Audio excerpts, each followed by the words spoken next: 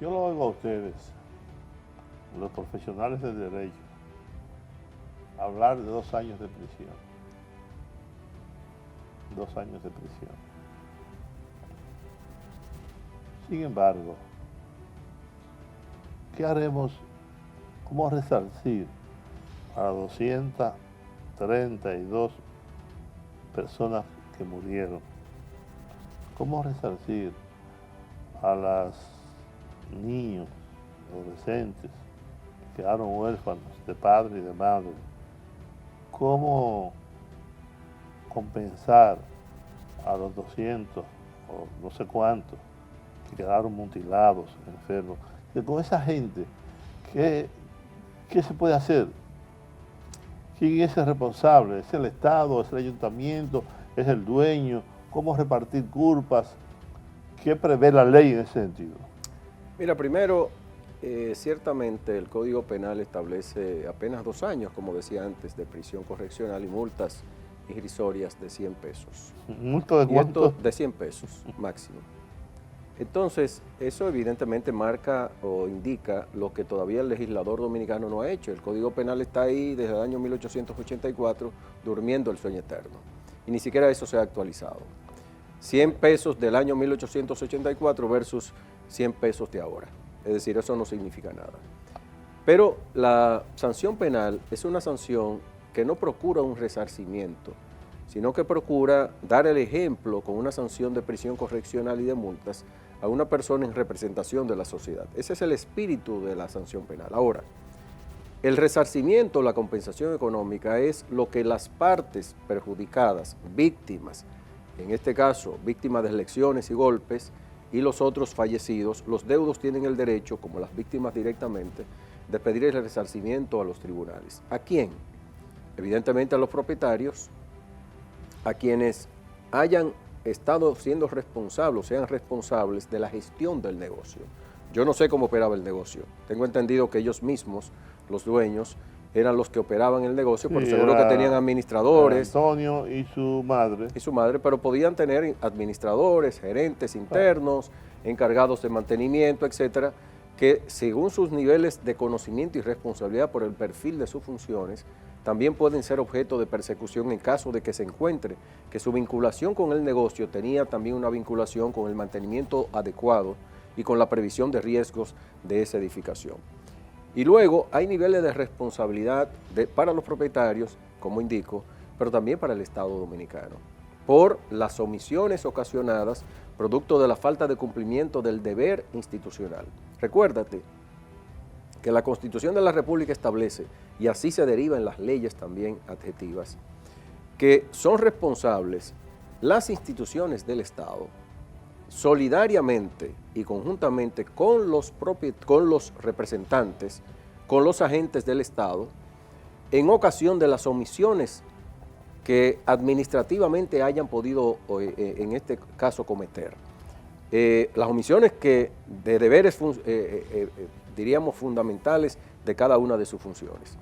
Y la Constitución en esto lo que está diciendo es, no solamente es responsable la institución como tal de los daños y perjuicios ocasionados, sino también los funcionarios son responsables patrimonialmente, personalmente, si se detecta que cualquiera de esos funcionarios durante el tránsito de los 30 años que tenían la responsabilidad de supervisión, de fiscalización, de investigación para determinar si había un posible colapso, el cierre de ese local había que realizarlo o no, o si había que hacer una modificación estructural importante que entrañara un cierre provisional. Si se detecta eso en la investigación, evidentemente que estos funcionarios también van a responder. Por lo tanto, la responsabilidad es de mucha gente, pero además, el contrato que cuando la gente compra una boleta, la gente cree que es una boleta, usted paga y punto, pero es un contrato que usted hace, es decir, hay una responsabilidad civil que en este caso establece el Código Penal y el Código Civil, pero hay una responsabilidad civil contractual adicionalmente. Como cuando tú compras un boleto de avión. Correcto, eso tiene anexo por detrás o el anuncio del evento tiene una serie de condicionantes que genera obligaciones y deberes y derechos. Y puede analizarse también el contrato, en este caso, de participación en el evento del lunes 8, para determinar si finalmente hay niveles de responsabilidad. Para los organizadores, que no sé si eran los mismos dueños del local, sí, para los organizadores de la actividad, según lo que escuché de boca del propietario o de uno de los propietarios, el señor que ya vimos en la mañana precisamente en una presentación de televisión, pues yo creo que habría que ver si ellos fueron los organizadores, pues no habrían otros responsables para responder de lo que tiene que ver con el evento en sí mismo y lógicamente esa responsabilidad no se delega. Por lo tanto, aquí hay una multiplicidad de responsables. Hay una coparticipación en responsabilidad por un lado, del propietario y los propietarios, y en segundo lugar, por parte de las entidades del Estado, que no solamente es el Ministerio de Obras Públicas, hay que analizar la participación en este caso, del ayuntamiento. El ayuntamiento tiene una responsabilidad, se diría, bueno, de permisología, de todo lo que tiene que ver con el cuidado urbano y demás, pero eso entraña también que planificación del territorio, en este caso ordenamiento territorial del ayuntamiento, tiene niveles de responsabilidad en virtud incluso de un decreto del año 2008 que establece claramente las obligaciones de fiscalización de las obras. Pero además, el ayuntamiento, en virtud de la ley de riesgos, tiene un nivel de participación y coparticipación con todas las entidades del Estado que generan la necesidad de la prevención, de la mitigación y respuesta ante los riesgos. Se dirá que son riesgos naturales, no. Ante cualquier riesgo y catástrofe, como fue la que ocurrió, que fue una tragedia enorme, el ayuntamiento tiene niveles de participación para la prevención de ese tipo de riesgos. Y eso entraña, cuando usted une esa legislación, que es la ley de riesgos, junto con la ley 176-07, que es la del Distrito Nacional y los ayuntamientos, esas obligaciones conjuntas militan a favor de un nivel de responsabilidad probablemente del ayuntamiento y del Distrito Carlos, Nacional también.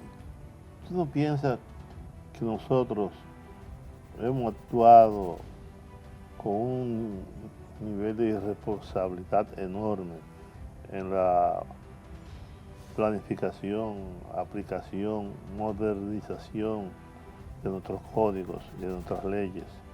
Tantas veces que hemos modificado la Constitución de la República y sin embargo, a la hora, eso es risorio, hablame de $1, hablame de 2 años. Es decir, es un grupo de vagos que hay ahí, que ha habido ahí en el Congreso, solo que son un grupo de vagos, de comecheques, que no hacen lo que tienen que hacer, que no dan prioridad a las cosas importantes para defender intereses espurios muchas veces. A mí me parece una cosa de loco, sí. El sistema político dominicano, la clase política ha fracasado y sigue fracasando, porque eso que tú estás diciendo es una muestra de incompetencia, de mediocridad, de falta de civismo, de ciudadanía. Increíble. Mira, Juan, nosotros que tenemos, y tú lo sabes, tantos años luchando por la institucionalidad y la modernización normativa en la República Dominicana, podemos decir que tú tienes toda la razón. Sin embargo, hay avances normativos importantes que se han dado en el tiempo, por lo menos en estas 3 décadas han sido muy productivas. Sin embargo, se quedan en la saga reformas cruciales, nodales, para la institucionalidad democrática y para el ataque, en este caso, de la criminalidad y la evitación de riesgos como los que ocurrieron. Si usted tiene un código del 1884, en el caso del Código Penal, y todavía tenemos 25 años casi discutiendo el Código Penal, desoyendo a los sectores nacionales que indican esto que pasó ahora, este es un evento que marca exactamente lo que venimos diciendo durante tanto tiempo. Se precisa de la actualización del código. Miren las consecuencias, una multa de $100 para 234 muertos, 150, 195 heridos. Eso es una cosa insostenible, pero peor. Te dirá, bueno, pero el Código Penal establece una tríada de delitos, que son los delitos que en este caso son criminales, los crímenes, que tienen penas aflictivas infamantes, que son las penas mayores, los delitos propiamente dichos, que tienen consecuencias de penas correccionales, que son con un máximo de 2 años. Y luego las contravencionales o las contravenciones, que son las de menor categoría. La segunda, que son los delitos, que tienen sanciones de hasta 2 años, lo prevén de manera general es lo mismo una muerte que 234 muertes. Es decir, no se agrava el delito por el hecho de que haya más de un muerto. Es decir, el legislador previó solamente un muerto o previó una actividad no dolosa. Perfecto, pero aunque no sea dolosa la actividad, agrava la situación por el nivel de previsión que debió tenerse por el tipo de negocio, pero al mismo tiempo por la cantidad de personas que concurrían a ese centro nocturno. Y a cualquier centro nocturno y cualquier incluso plaza comercial, hacer una plaza comercial y no tener la debida vigilancia de las autoridades implica un nivel de responsabilidad de las propias autoridades, además de los propietarios. Pero oye esto, yo lo he dicho aquí otras veces. En Estados Unidos, en Europa y en muchos países existe lo que llaman el aforo. Usted tiene capacidad para entrar 100 personas, ni una más, ni una más. Sí. Y he contado aquí que Georgie Rodríguez, siendo manager de Fausto Rey, cuando estaba pegado con el pájaro herido, tenía una actividad en Estados Unidos y el aforo era de 100 personas, para poner un número. Llegó la madre de Fausto Rey, pero ya estaba lleno. No la dejaron entrar. A ella no la dejaron entrar. No, porque ya la madre del artista ya está completo. Hubo que esperar que saliera alguien para que ella pudiera entrar. Porque los bomberos están ahí con un aparatico que va contando cada una de las personas que va a entrar hasta que se dice ya se cumplió. Te voy a decir esto. Aquí eso no existe. Ahora que tú hablas de eso, aquí hay que remodelar, chequear el Estadio Quisqueya, el Estadio Olímpico, el Palacio de Bellas Artes, Altos de Chabón, el Palacio de los Deportes, que lo prestan constantemente y cada vez que lo prestan se deteriora. Pero no solamente eso. Yo estuve en el concierto último de Juan Luis Guerra, un éxito total. El más reciente, porque no es el último. Me Sí, imagino que él va a tener otros. El más reciente, efectivamente. Cuando yo entré allí, hermano mío, mira, no cabía nadie. Si ahí se producía un cohete chido, ¡pam! Y el corredero. Sí. La cantidad de muertos y heridos aplastados uno por el otro, iba a ser que no había un aforo. ¿Sabes por qué? Porque el dueño del espectáculo, si eran 30,000, mandó a hacer 30,000 más. Sobrevendió el espectáculo, ¿no? Hizo un mercado negro. El Teatro Nacional, si tú has ido últimamente, han hecho una pendejada que se llama el sótano. Eso para más público, para favorecer a un empresario. Y tú ves a los artistas así, que terminan con tortículos, porque es en el sótano. Eso no está hecho para eso, ¿no? Entonces, aquí no hay consecuencias de ningún tipo, ni hay una supervisión de nada en ningún sitio. En todas esas discotecas y en todos esos centros nocturnos, llega todo el que quiere, entra todo el que quiere, porque el dueño, lo único que le interesa es eso, que se llene. Pero si debe haber una cantidad, debe haber un organismo que diga, no, espérese, son tantas personas, no puede entrar una más. Claro. ¿Tú no crees que también hemos llegado a un punto como de inflexión, de irrespeto por todo? No, aquí no hay una norma. Un artículo que sale hoy, justamente yo lo digo, a propósito de Farides, que ahora quieren acabar con Farides, Raful, porque ya no quiere que vendan alcohol en todas partes, sino que para vender alcohol tú te vas a tener una licencia, como pasa casi en todas partes. Como debe ser. Como debe ser, ¿no? Aquí vende todo el mundo. Mira, Juan, aquí hay un nivel de incumplimiento de la norma, pero al mismo tiempo hay imprevisiones legislativas. Por eso siempre propugnamos porque haya una actividad legislativa productiva, eficiente. Aquí se legisla muchas veces por cosas que son insustanciales. Y hay que hacer una depuración de esa legislación. Populismo, aquí hay dos tipos de populismo, uno judicial y legislativo también. Y legislativo. Pero primero ese es un problema estructural y de conciencia de los legisladores y de todos los que intervienen en la legislación. Primera cuestión. Segundo, hay legislación para limitar, en este caso, como tú dices, los aforos, que son los asientos o los lugares o espacios que son posibles tener en un local, en un edificio, en un negocio de la naturaleza que resulte. Ahora las autoridades vigilan eso. Durante el COVID se usó mucho. Claro. ¿Vigila la autoridad eso? No, muy poco.